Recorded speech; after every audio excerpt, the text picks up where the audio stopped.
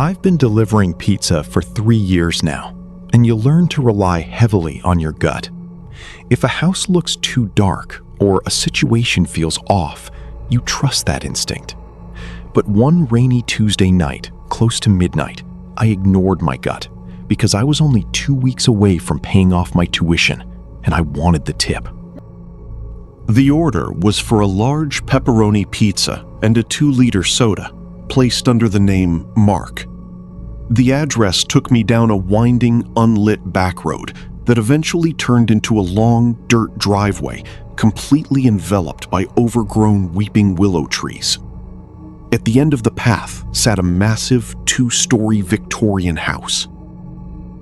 It was in terrible shape, peeling paint, boarded up windows on the top floor, and a porch that looked like it was rotting away. The only sign of life was a single dim yellow light bulb swaying gently on the front porch. I pulled up, grabbed the pizza box and the soda, and stepped out into the pouring rain, the mud squelching beneath my boots. When I stepped onto the porch, the air felt freezing. I knocked on the heavy wooden door, but there was no answer. I knocked again, louder this time. After a few seconds, I heard the slow, agonizing creak of a deadbolt turning. The door swung open just a few inches, revealing a pitch-black interior. No lights were on inside at all.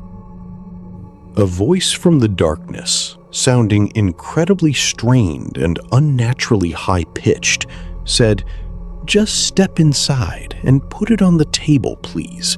My legs are bad." I clicked my flashlight on and shined it through the gap.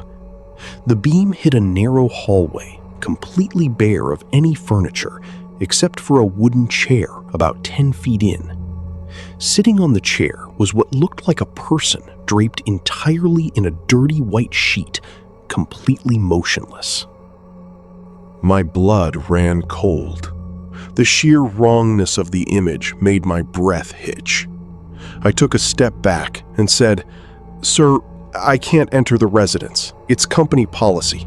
I can just leave it on the porch." The moment those words left my mouth, the high-pitched voice chuckled. But the sound didn't come from the figure under the sheet. It came from directly behind the front door, just inches from where I was standing.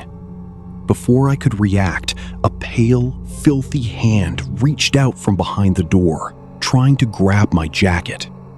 At the exact same time, the figure under the sheet violently stood up, dropping the cloth to reveal a second man holding a rusted machete.